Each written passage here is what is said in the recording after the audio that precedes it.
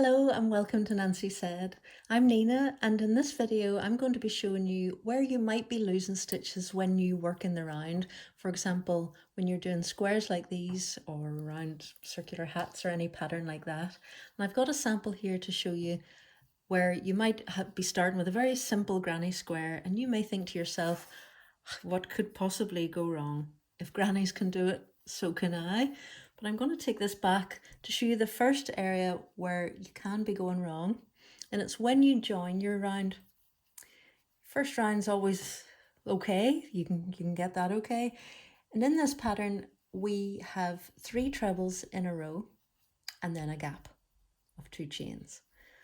So we can see here, the 3 trebles are here, here, and here. And this little bar closes the loop of the stitch, so we know exactly where to put it. And if you'll notice that this post, the head of it is over to the right a little bit, and that'll become important in a moment. So when we are looking for the top of the beginning chain, or the first stitch as it's sometimes called, we're asked to slip to the top of the beginning 3 chains. And it's really can be a little bit confusing, I agree. So often I find it important and helpful to work backwards. If I know these are my 3 posts, and I know that's the top of the third one, that's 3. 2 is a little bit broken, but it's there. So this must be the third one here. So I'm going to put my hook in there in such a way as to catch 2 loops. And I'll work my slip stitch to close the round. I've closed it now, and I can fasten off. And I'm happy with that.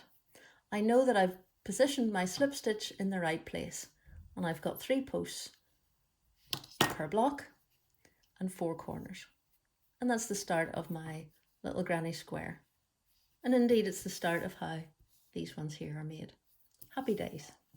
So we're asked to join in a new colour to any corner, and I usually join away from that so that I'm not sewing all my ends in at the one place.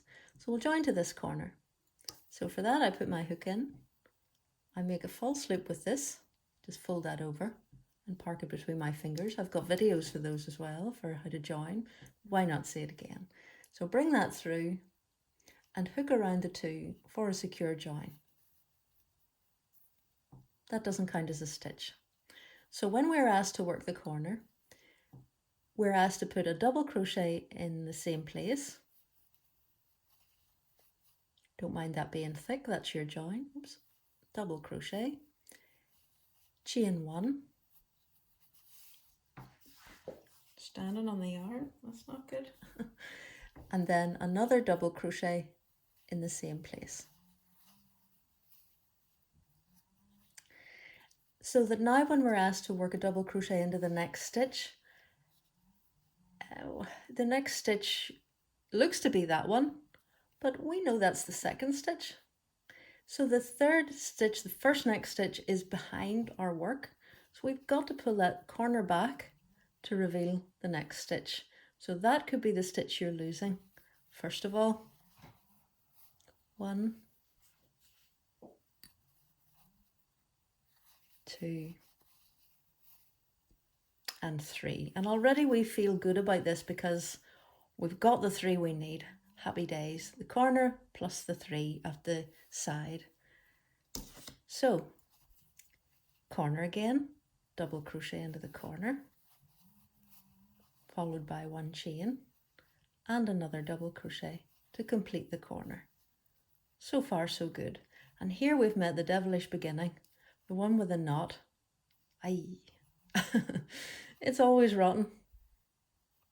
So, following on from what we said before, count them backwards if you like. This is 3, 2 is broken, and 1 is where we join to. So 1 has this knot coming out of it. If you look, you can see that's where we join to. So this is our first next stitch.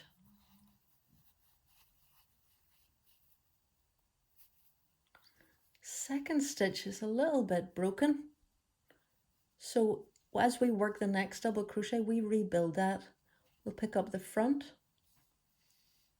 and the back and make that hole again. And then we have the third one. Happy days, we've made all our stitches.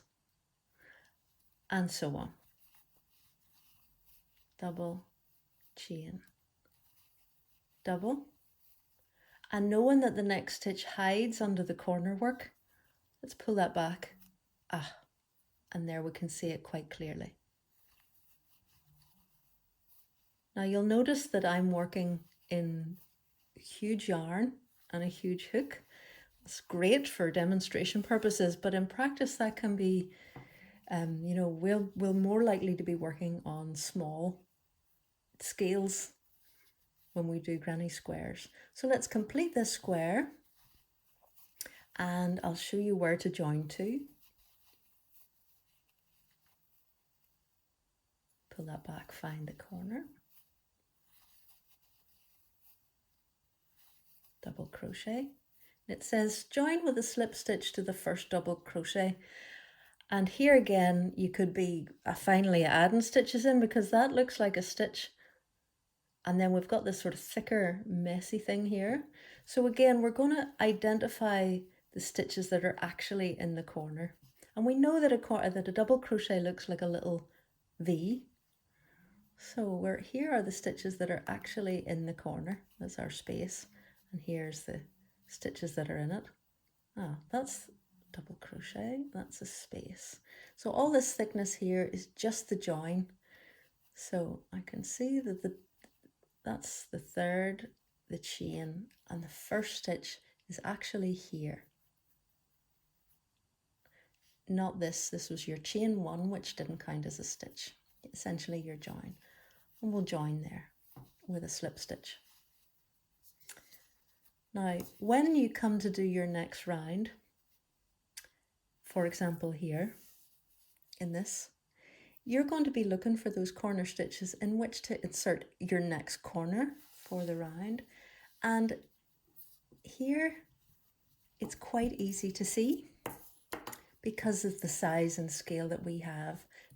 Not instantly easy to see, but definitely easier than, because that's a 9mm hook. And we're going to be working in a 4 in a moment.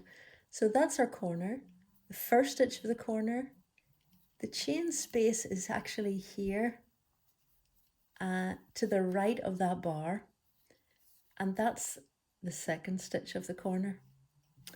So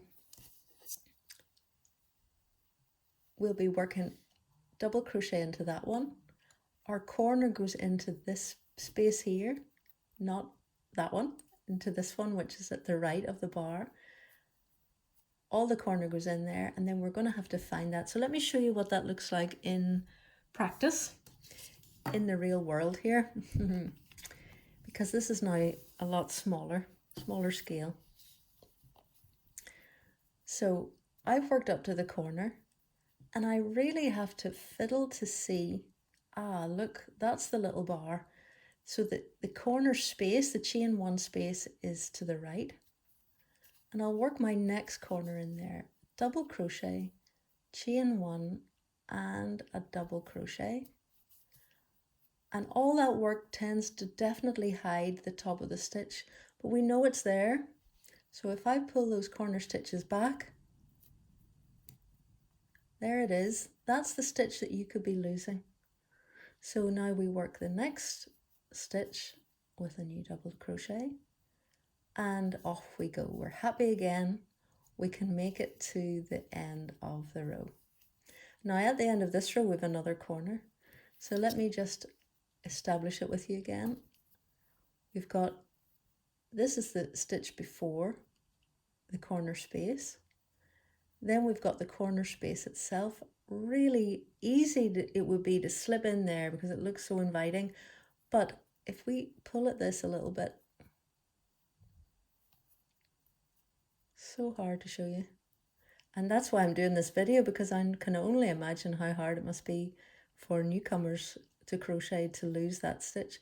There we go. So tight and small. That's my corner space there to the right in here. And my next stitch after the corner is this one. It'll be really hard to see. I'm going to work it with you. If you can bear with me, I'll get over there and do it the way I normally do it so you can see. So double crochet into each stitch until you get to the corner.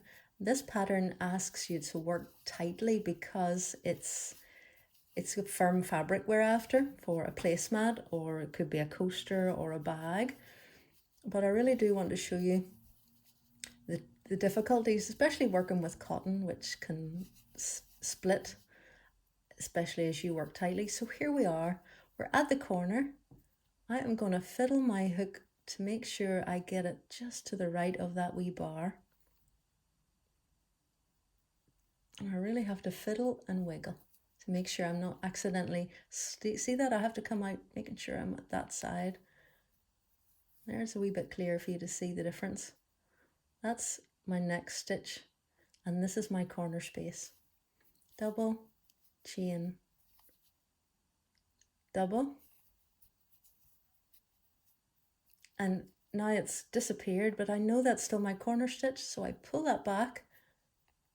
Ah, and there's my next stitch. And I know that my corners are going to stay pointed and that they're not going to suddenly start swinging, because what you don't want to do is have your corners which are rounded and off kilter, because it would mean that they didn't line up anymore. So I hope that helps. That's quite a long video for that, but between the thickness, try it on thick yarn,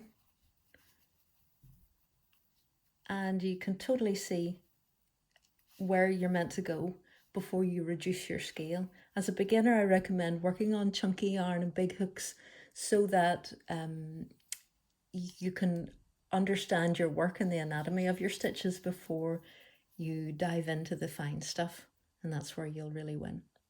So thank you so much for watching. I hope that helps. Take care. Bye.